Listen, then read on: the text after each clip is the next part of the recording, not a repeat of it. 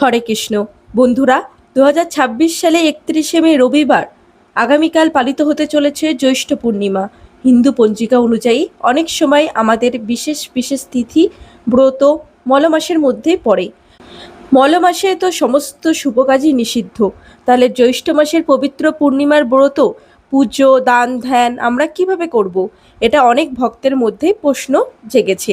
যেহেতু এই শুভ দিনে আপনারা স্নান যাত্রা, সত্যনারায়ণ পুজো সব আপন নিয়ম করা যাবে, তবে একটাই শর্ত, এই ব্রত করতে হবে নিষ্কমভাবে, অর্থাৎ ভগবানের কাছে কোনো পার্থিব ধনসম্পদ লাভের আশা না করে কেবল তার ভক্তি ও কৃপা লাভের আশায় এই পুজো আপনাদেরকে করতে হবে।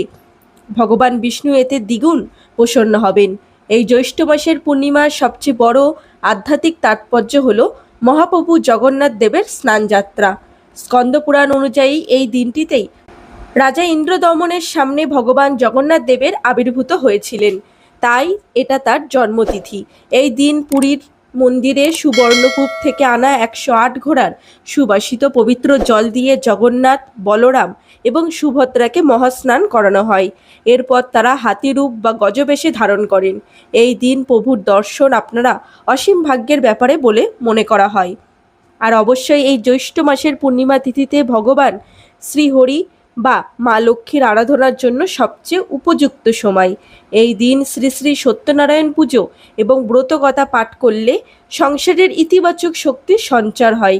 তাই বিশেষ করে শুভ দিনটি অবশ্যই বটসাবিত্রী ব্রত পালন করে থাকেন, যেটি সধবা মহিলারা তাদের স্বামীর দীর্ঘায়ু এবং সন্তানের মনস্কামনার জন্য এই দিন বটসাবিত্রী ব্রত অথবা বটের পুজো করে থাকেন। তাই এই দিনটি আপনাদের জন্য অত্যন্ত শুভ হতে চলেছে।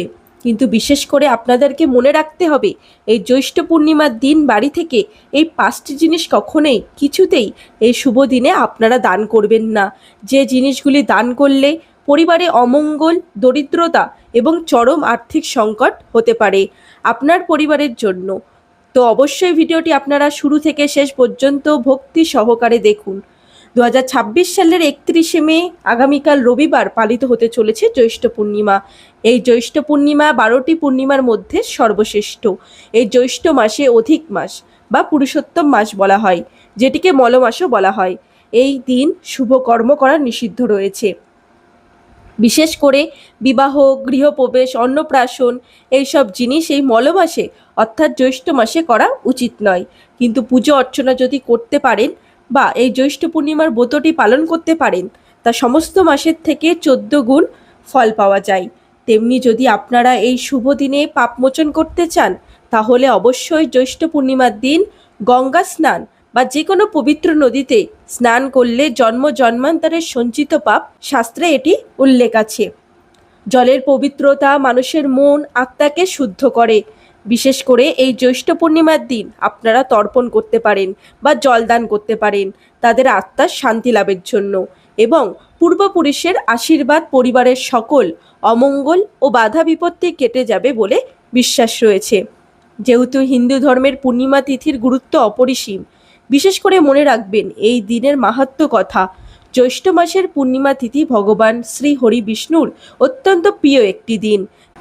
তাই এই পবিত্র তিথিতে মহাপ্রভু জগন্নাথ দেবের স্নান অনুষ্ঠিত হয়।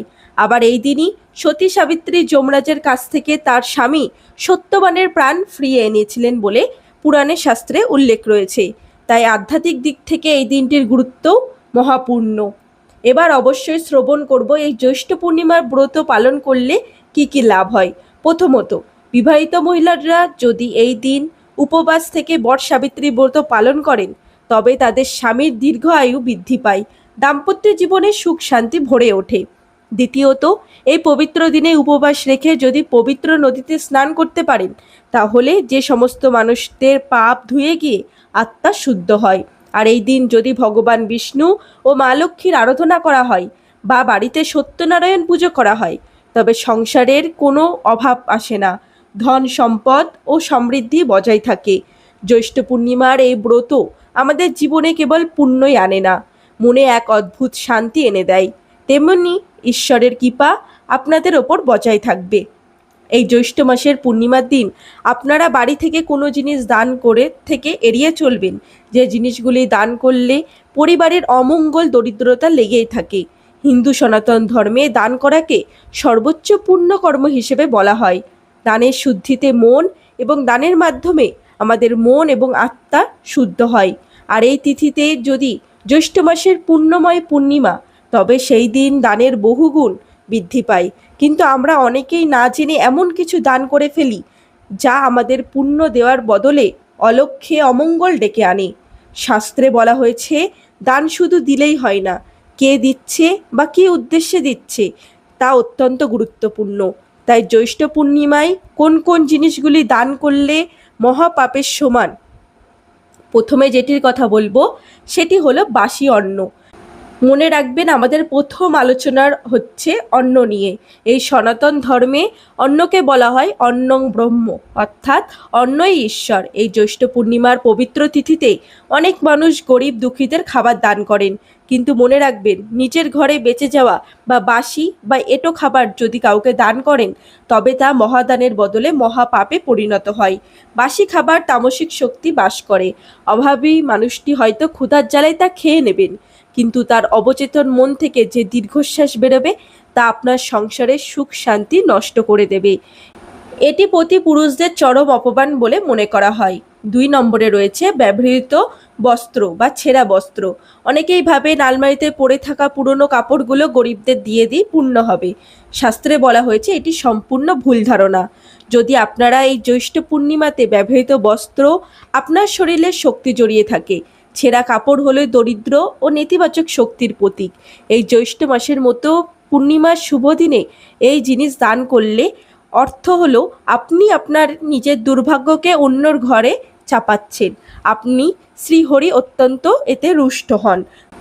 দান করতে হলে সর্বদা নতুন এবং পরিষ্কার বস্ত্র দান করুন, তা যতই সাধারণ হোক না কেন। এই বিষয়টি আপনাদেরকে মনে রাখতে হবে।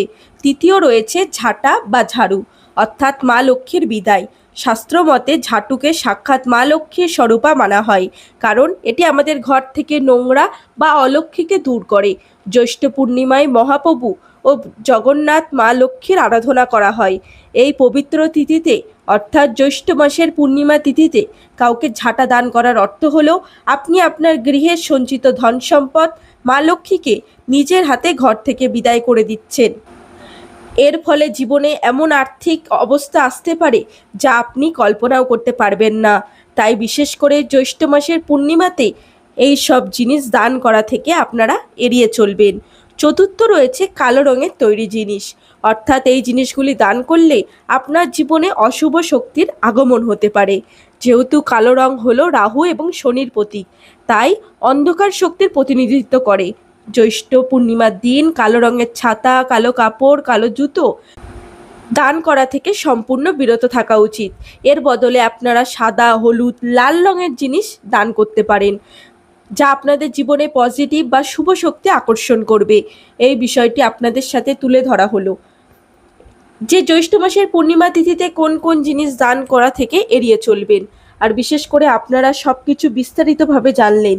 এই জ্যৈষ্ঠ পূর্ণিমার দিন কি কি করা উচিত, কি কি করা উচিত না, কোন কোন জিনিস দান করা থেকে এড়িয়ে চলবেন আপনারা। তো অবশ্যই আপনারা মলমাসের পূর্ণিমা পালন নিয়ে আপনাদের মনের সমস্ত সংশয় দূর হয়ে গেছে।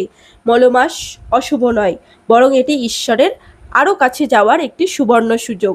যদি আপনি পূর্ণিমা ব্রত পালন না করেন, তাহলে অবশ্যই এই মলমাসের পূর্ণিমা ব্রত পালন করতে পারেন। এটি আপনার সংসারে অনেক উন্নত ঘটাবে, মা লক্ষ্মীর আগমন ঘটাবে। বন্ধুরা, আজকের ভিডিও এখানেই শেষ করছি। যদি ভিডিওটি ভালো লেগে থাকে, লাইক করবেন, পরিবারের সবার সাথে শেয়ার করবেন। এই ধরনের ভিডিও আরও দেখতে আমার চ্যানেলটিকে সাবস্ক্রাইব করবেন। দেখা হচ্ছে আবার একটি নতুন ভিডিওতে। ততদিন ভালো থাকুন, সুস্থ থাকুন। ধন্যবাদ।